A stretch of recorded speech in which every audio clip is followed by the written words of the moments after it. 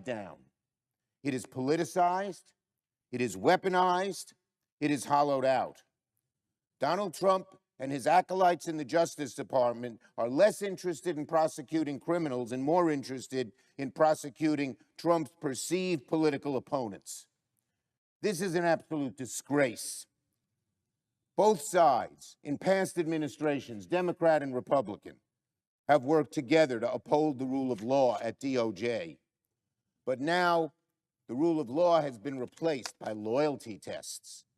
Career public servants who have dedicated years to prosecuting criminals are just shoved aside because when Donald Trump asks them to break the law, to undo the law, to set aside rule of law, they refuse. Investigations and prosecutions are dictated by political convenience and not justice. And now Republicans want the Senate to quietly rubber stamp a political nominee for the DOJ by unanimous consent. No hearing, no debate, no scrutiny. On an important position like this, this should happen regularly, that there should be debate. But when this Justice Department is as horrible as it is, as political as it is, as destructive of American values as it has been, no way. The nominee is a former staffer for the very senator making the request. Now, as my colleague noted, in the past, he's been up there when other administrations made ethical violations and did the wrong thing in his judgment. But now there's just silence from my colleague and from all of the Republican senators, and they know what's going on. They know what's going on. But blind obeisance to Donald Trump is wrong when it comes to something as sacred as this, rule of law and a Justice Department that seeks to enforce the law, not just go after political enemies. If Donald Trump and Republicans want to poison and politicize our justice system, I'm not participating, and I object. And I'd add one more point with deep regret. What is happening to the Judiciary Committee and the Justice Department is shameful. Inspector generals have been dismissed with no accountability. Again, my colleague who used to uphold the inspectors general and praise them. Tons of them are dismissed now. The American Bar Association has been sidelined. And today, up in the Justice Department, unqualified judicial nominees, some barely out of law school, are being rushed through confirmation. This is not how the Senate should work. It didn't work that way when there was a Democratic president and my friend was chairman of the Judiciary Committee. There will be no, there should be no special treatment. None. Not for political allies, not for former staffers, not for anyone. What Trump and Bondi are doing to the Justice Department and the rule of law is dangerous.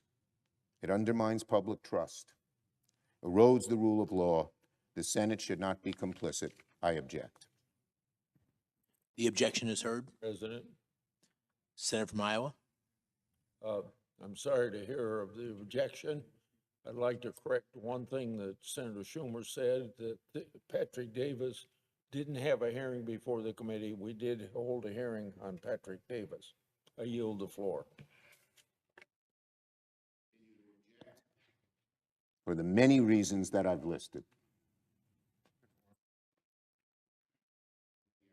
Quorum. The clerk will call the roll. Ms. Elsa Brooks.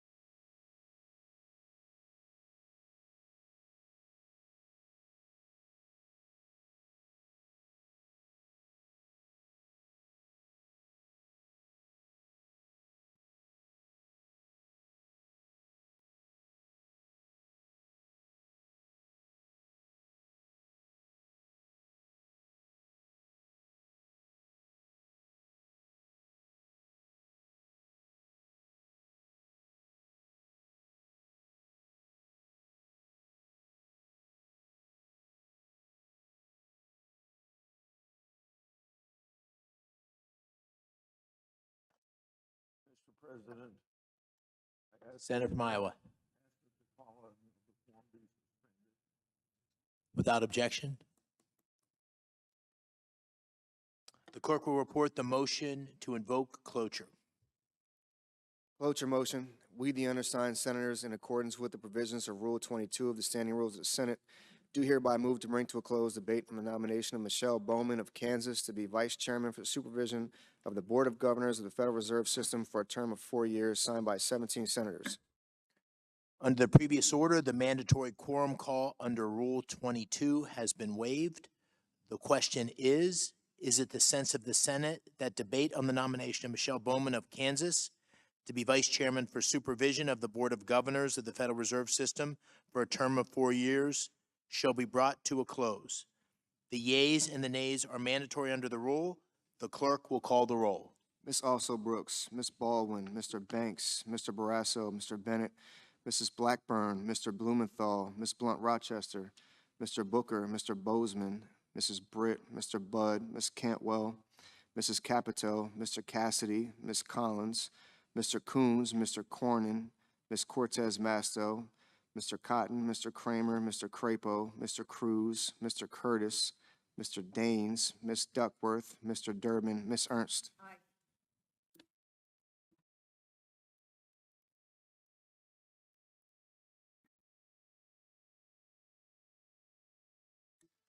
Mr. Fetterman,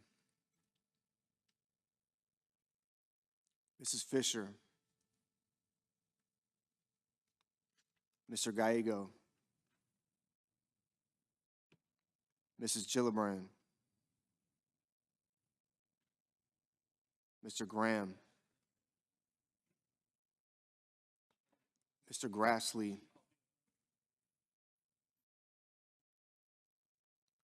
Mr. Haggerty,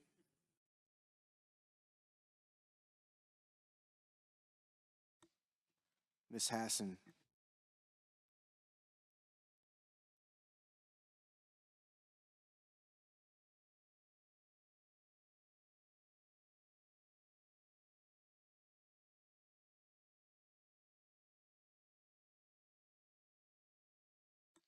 Mr. Hawley,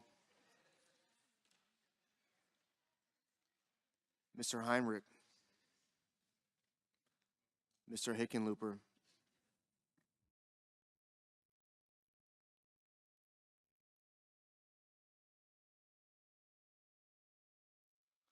Ms. Hirono, Mr. Hoven, Mr. Husted, Mrs. Hyde-Smith,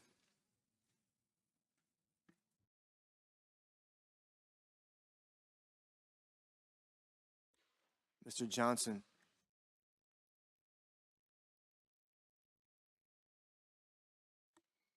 Mr. Justice,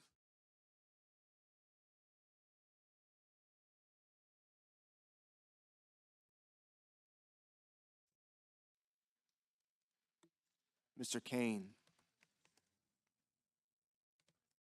Mr. Kelly, Mr. Kennedy, Mr. Kim, Mr. King, Ms. Klobuchar, Mr. Langford, Mr. Lee, Mr. Lujan, Ms. Lummis,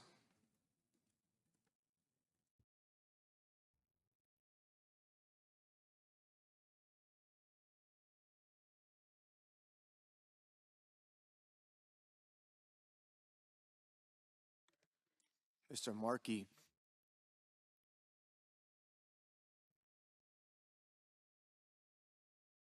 Mr. Marshall, Mr. McConnell,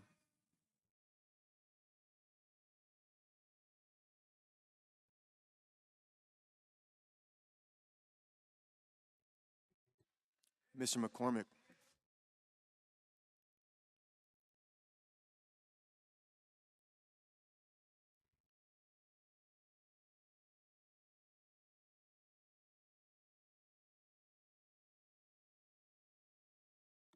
Mr. Merkley,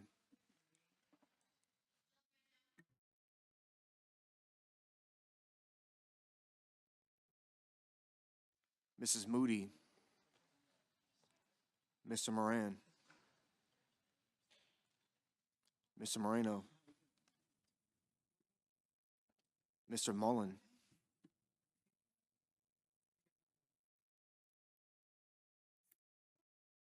Ms. Murkowski, Mr. Murphy, Mrs. Murray, Mr. Ossoff, Mr. Padilla, Mr. Paul, Mr. Peters, Mr. Reed, Mr. Ricketts, Mr. Risch, Ms. Rosen,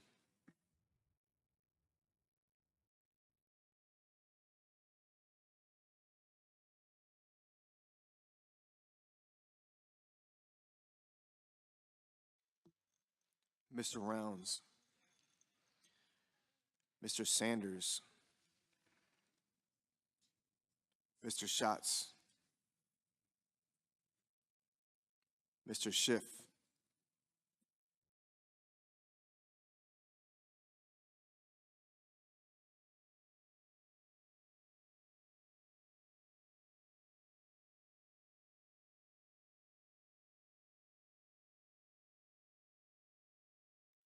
Mr. Schmidt, Mr. Schumer,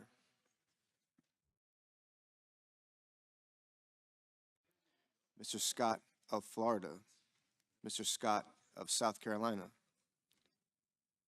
Mrs. Shaheen, Mr. Sheehy,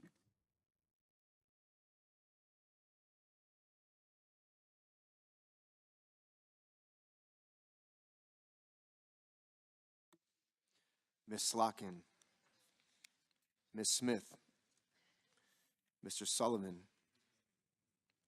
Mr. Thune, Mr. Tillis, Mr. Tuberville, Mr. Van Hollen, Mr. Warner, Mr. Warnock, Ms. Warren,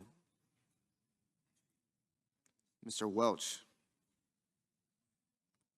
Mr. Whitehouse, Mr. Wicker,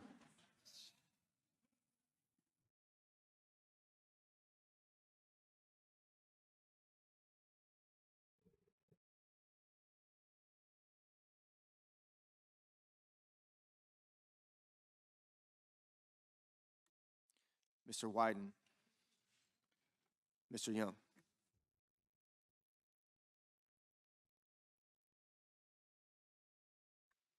Senators voting in the affirmative: Barrasso, Blackburn, Bozeman, Cotton, Ernst, Grassley, Marshall, McCormick, Mullen, Ricketts, Thune, and Tuberville. Senators voting in the negative: Gillibrand, Hassan, Hickenlooper, Kane, Kelly, Lujan, Murray, Peters, Rosen, Schatz, Warren, and Whitehouse. Mr. Schmidt. Mr. Schmidt, aye.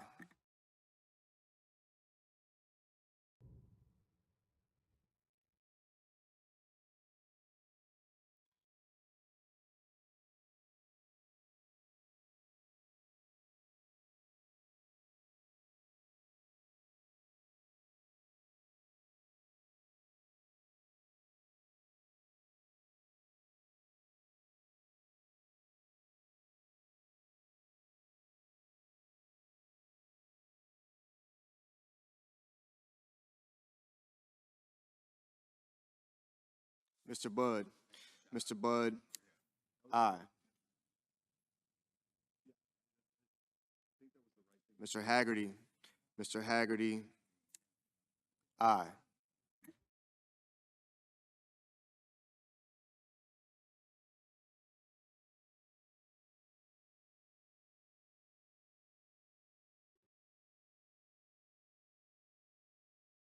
Mr. Schiff. Mr. Schiff, no. Mr. Langford. Mr. Langford, aye. Mrs. Fisher. Mrs. Fisher, aye.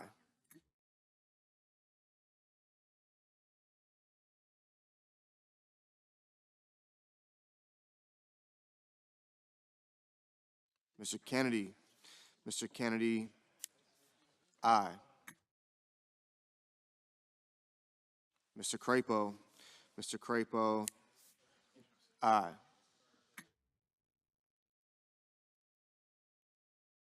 Mr. Moreno. Mr. Moreno, aye. Ms. Smith. Ms. Smith, no. Mr. Coons. Mr. Coons, no.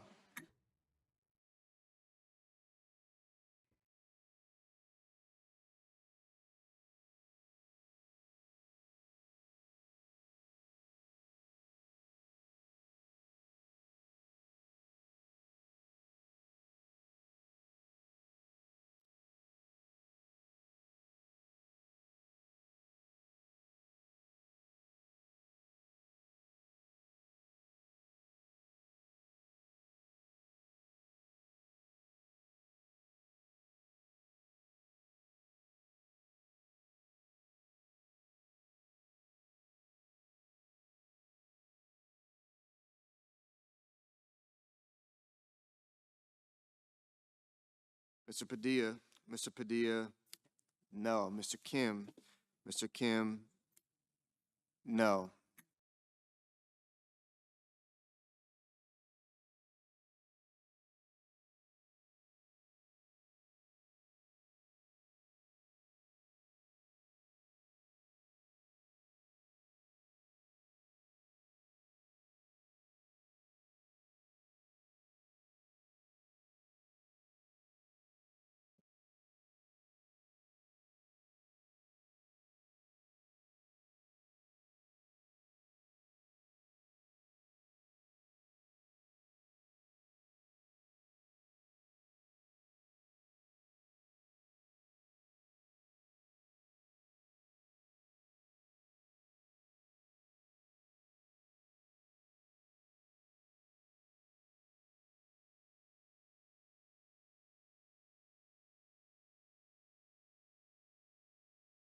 Ms. Lummis.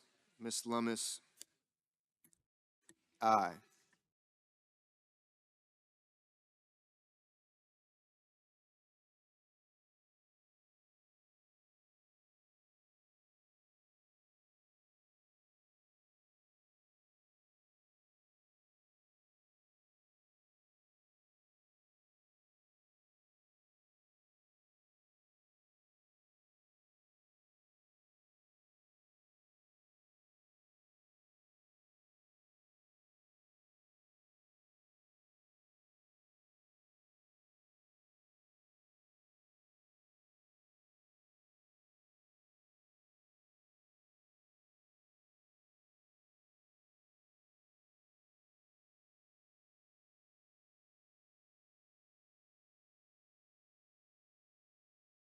Mr. Rounds. Mr. Rounds, aye.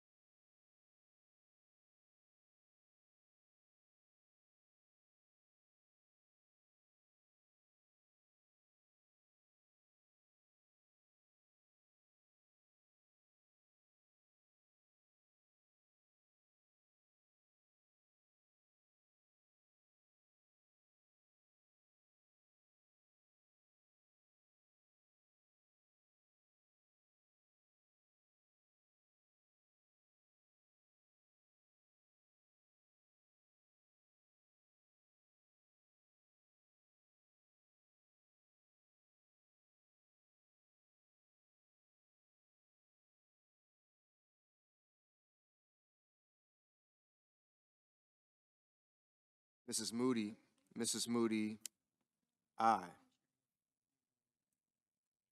Ms. Baldwin, Ms. Baldwin, no. Mr. Young, aye. Ms. Klobuchar, no.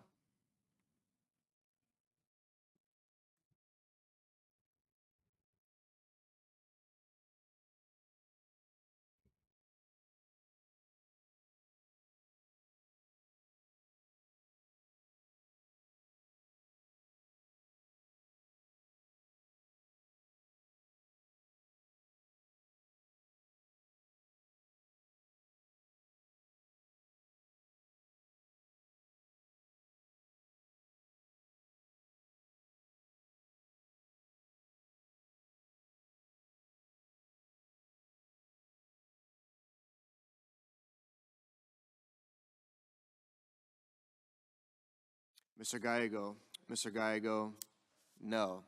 Mrs. Shaheen, no.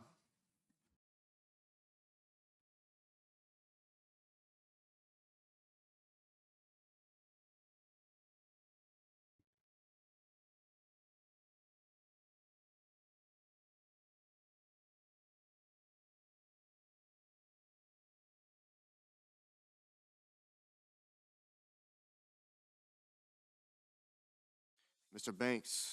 Banks, aye. Mr. Van Hollen, no. Mr. Wyden, no. Mr. Merkley, no. Mr. Heinrich, no.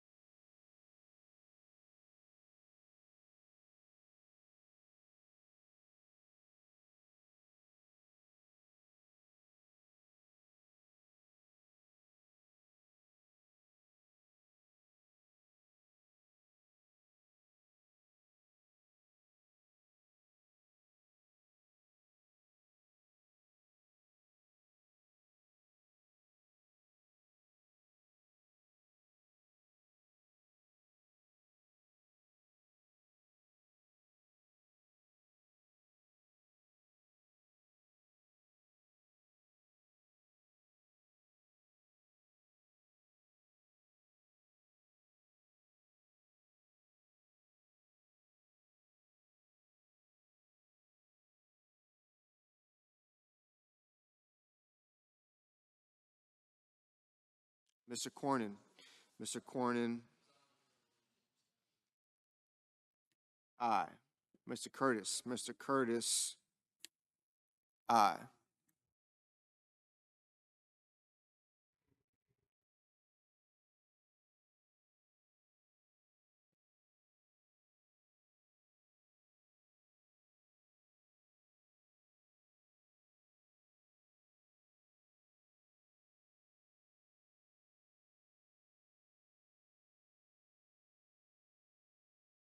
Mr. Murphy, no.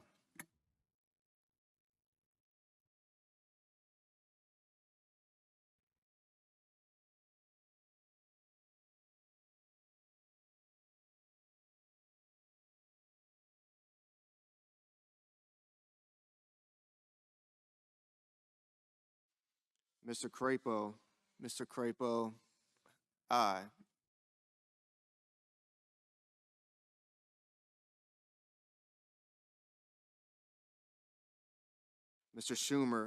Mr. Schumer, no. Mr. Justice, Mr. Justice, aye.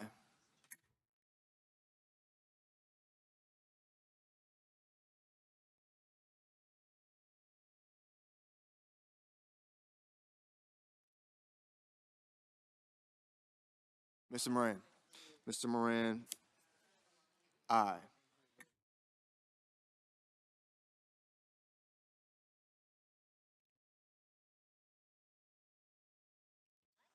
Mrs. Hyde Smith, aye.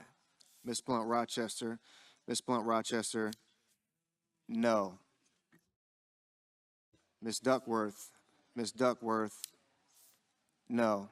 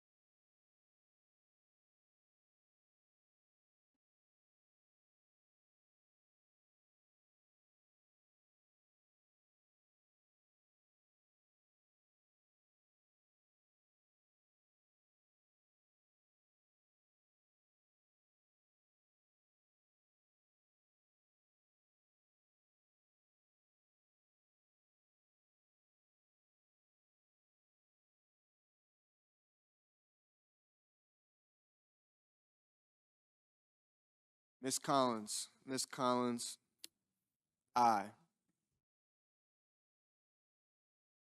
Mr. Husted, Mr. Husted, aye.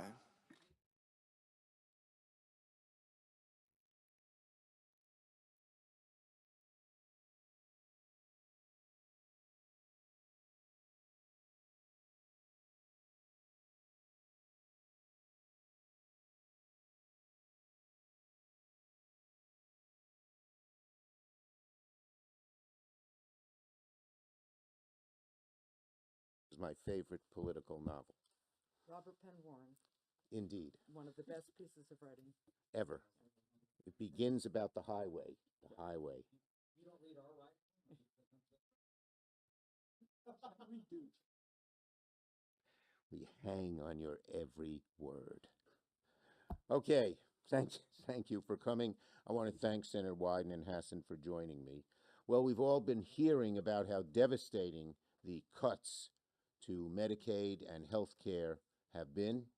Well, it's getting even worse. The more you look at the bill, at the House bill, the worse it gets.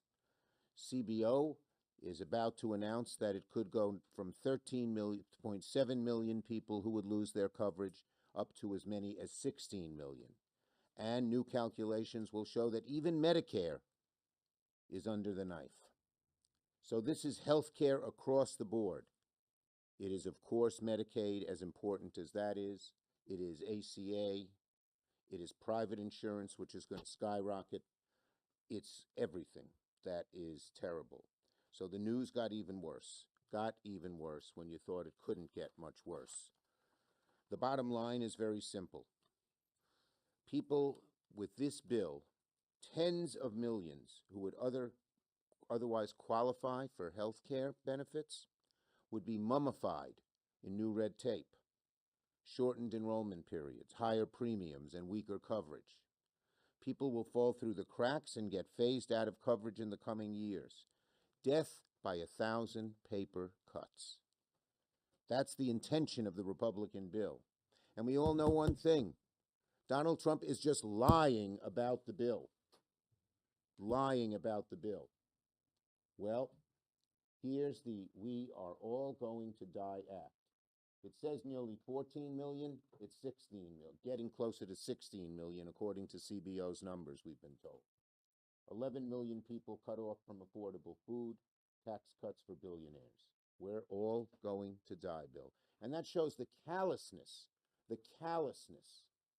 of this Republican majority in the House and the Republican majority in the Senate.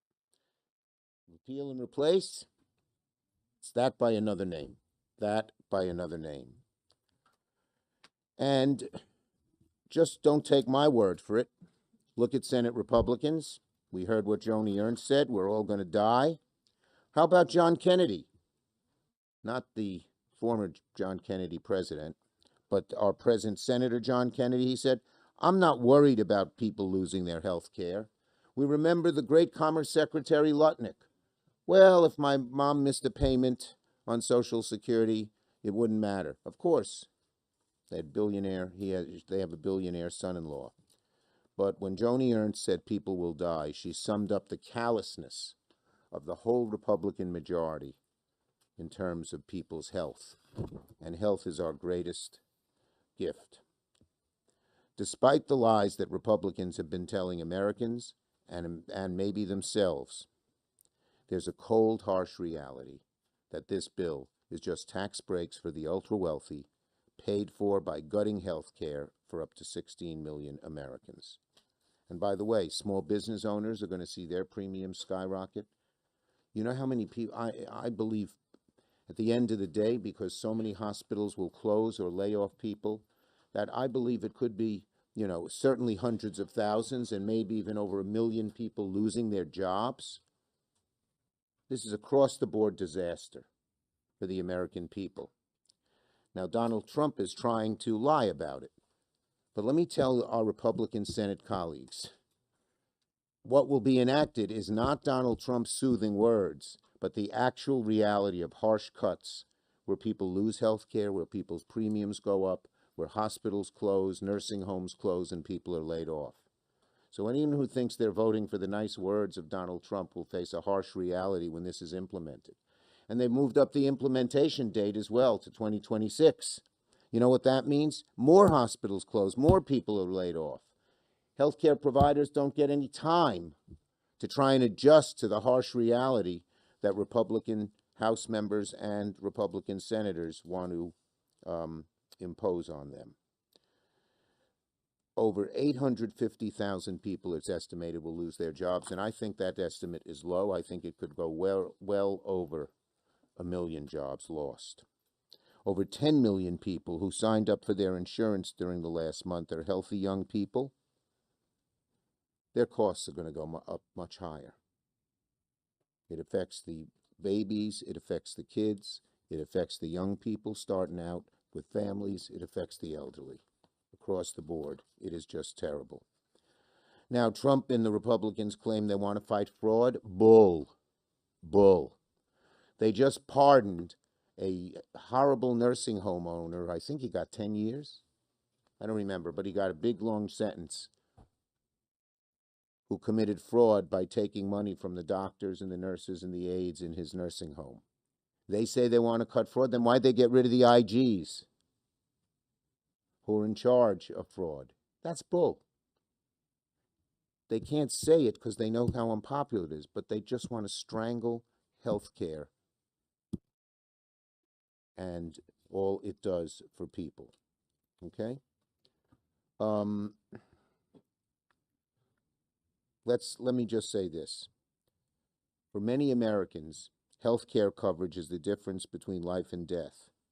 But, according to Ernst, fear not, we're going to die anyway. Tell that. The American people have heard it. Let me be clear, Democrats are ready. We are ready to fight. We are doubling down. We're ready to show Americans what's really at stake here, because this fight won't be won in just the Capitol. As Abe Lincoln said, public sentiment is everything. And when public sentiment hears about this "we're all going to die" act, they're going to hate it.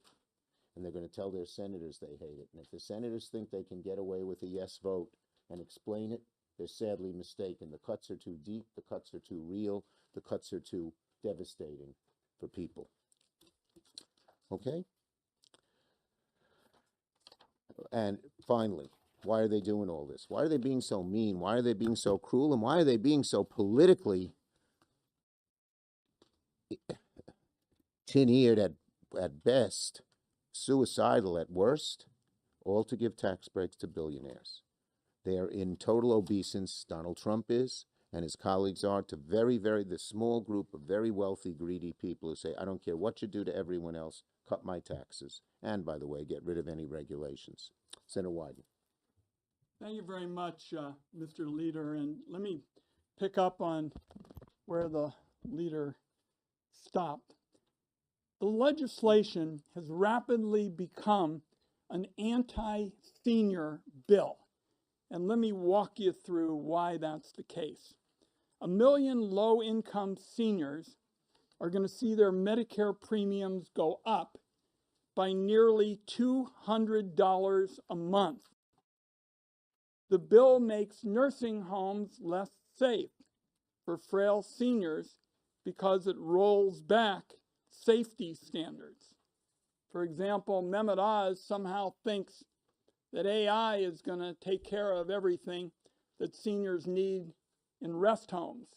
We pointed out to him that's not going to help an 85-year-old who's up in the middle of the night and has to make the way to the bathroom.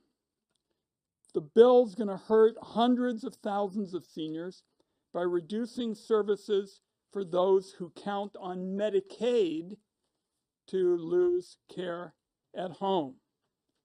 And then the American people have heard some things about Medicaid in this bill and being so harmful. They're going to also learn that this bill would trigger $500 billion in Medicare cuts. This is going to hurt rural hospitals like a wrecking ball. Now, if you're an older person in America, this is also going to come on top of the Trump administration backing away from efforts to lower prescription drug costs. And we feel that this is a hugely big mistake. We work very hard to get the power to negotiate more affordable medicine for seniors. And all these cuts in senior programs that I've mentioned, they come on top of the Trump message to seniors, we're not really much interested in holding down your costs of medicine. Now, as the leader touched on, the latest numbers from CBO released 2 hours ago make it clear that there are going to be more than $1 trillion in cuts to Americans' health care. And we do expect to hear later today that even more Americans are going to be losing their health insurance than the initial estimates from the Nonpartisan Budget Office have disclosed. But I do think that the American people want to know what's actually going on, and particularly for the seniors, who I've known since my days when I was director of the Gray Panthers. They have a right to know what incredibly harmful provisions are in the text of this legislation as of now. There's been some discussion about Medicaid, but you all, and I'm a journalist kid, can now go out and tell the elderly of this country how this bill is going to affect them, because they have a right to know and they aren't going to like it. This morally bankrupt bill boils down to a simple equation, as the leader touched on. Health care cuts for Americans walking on an economic tightrope is what this bill is all about, and it's going to be paid for by extra tax breaks for the ultra-wealthy. Senator Hassan and I are members of the Finance Committee. You can be sure we'll be fighting this every step of the way. And as the leader noted, we are going to use every single tool at our disposal to fight this. I don't think the Republicans even want to talk about the specifics. The three of us, the leader and I, have our roots in the Finance Committee. We remember the days when Republicans wanted to go into the Finance Committee, have markup. They don't want to go into the Finance Committee and have markups because they don't want to talk about all the health care cuts they're hitting people with. So Senator Schumer, our leader, and Senator Hassan, very pleased to be with both of you. Thank you. Thank you, leader. Well, good afternoon. Great Senator Hassan, one of our leaders on health care. Bravo.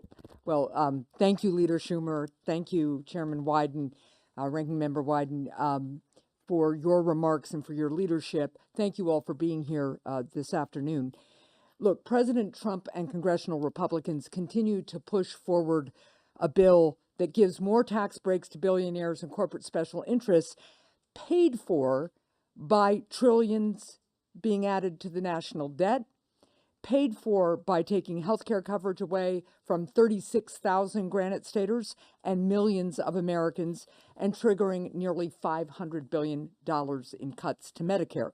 Just last week, I met with Granite Staters, including in New Hampshire's rural North Country, and I heard about what will truly be a devastating impact that these health care cuts will have on both the people who need health care and on the ability of providers who want to serve patients to keep their doors open.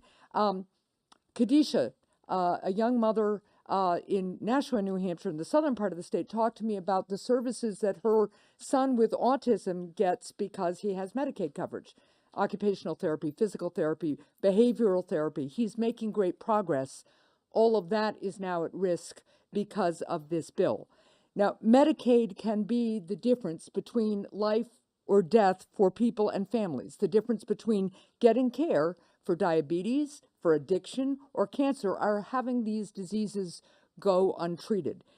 And seniors across our state have paid into Medicare their entire working lives based on the promise that the Medicare system will provide health care for them when they retire. This bill, one of the largest health care cuts in the history of the United States.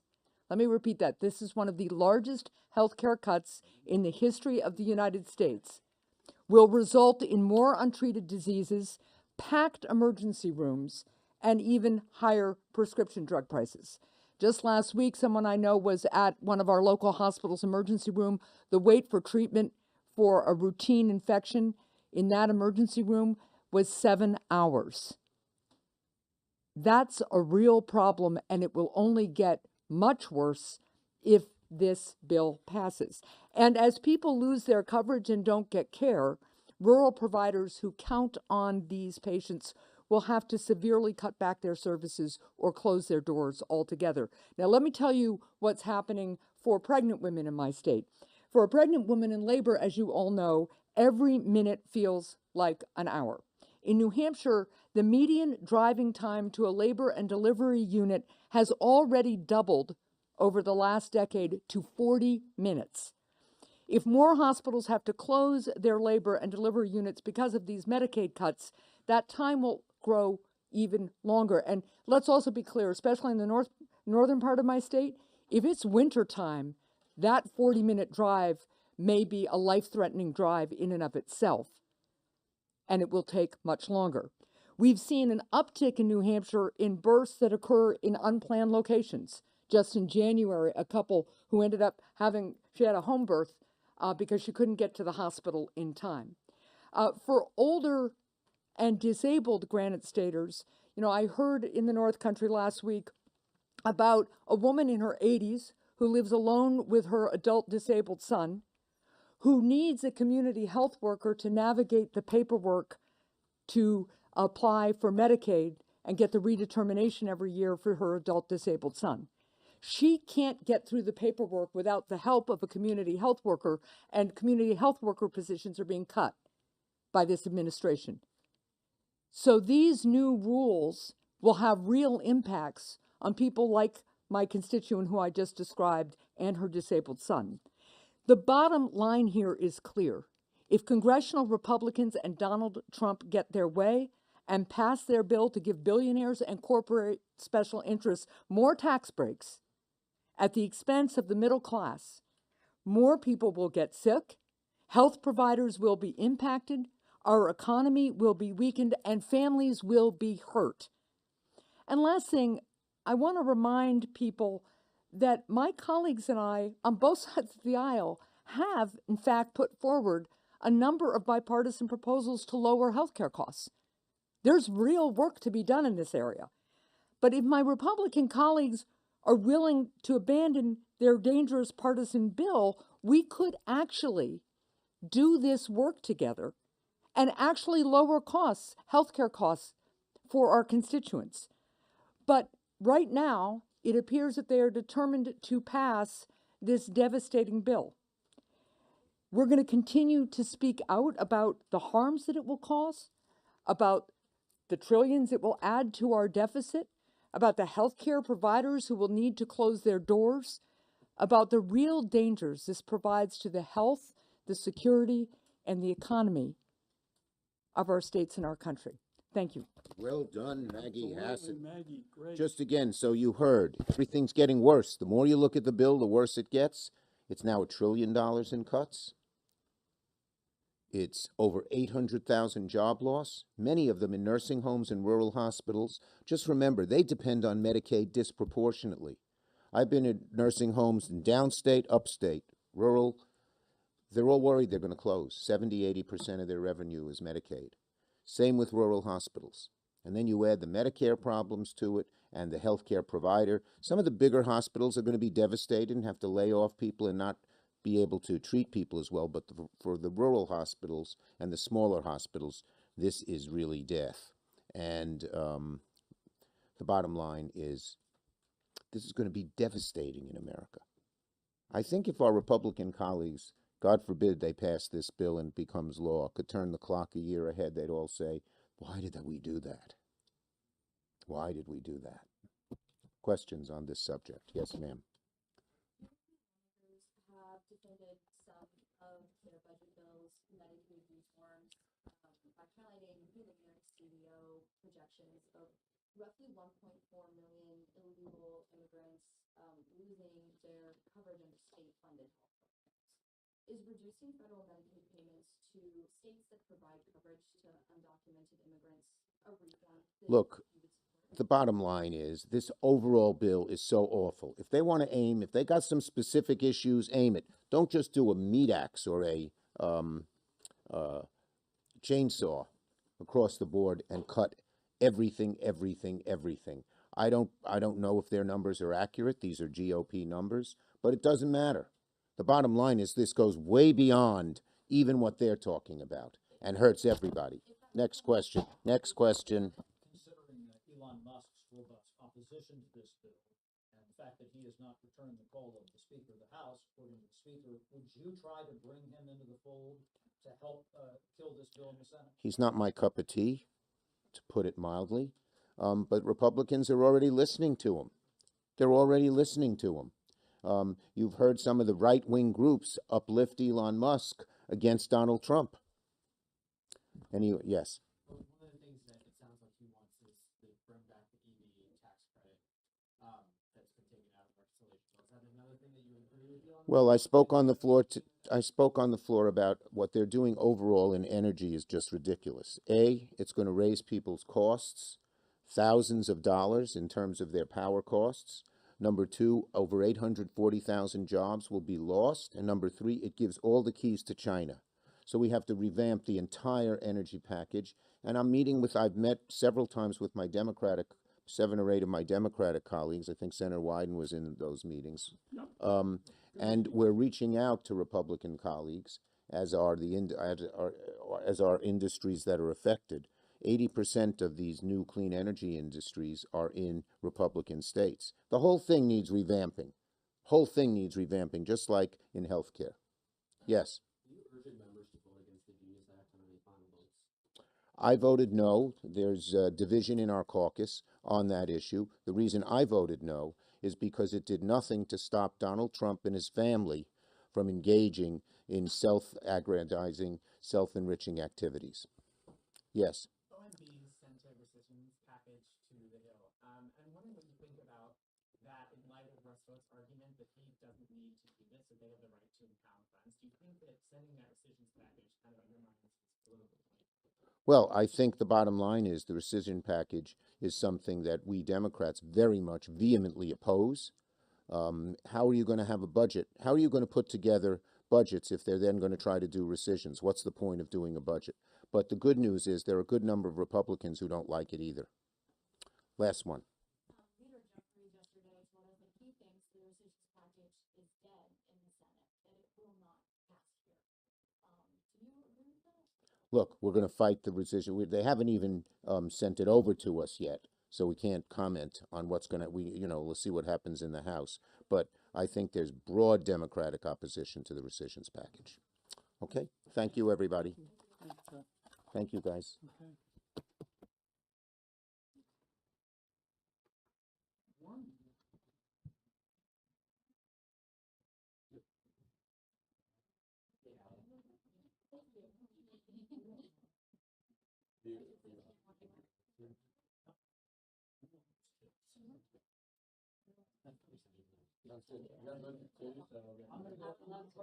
We mailed it to him. Let's see what the house does. Cool posters, huh? Cool posters. Gracie, what did we talk about with you complimenting your own subject?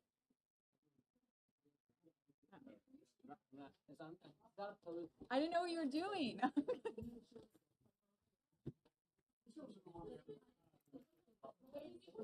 on air live. I mean, I-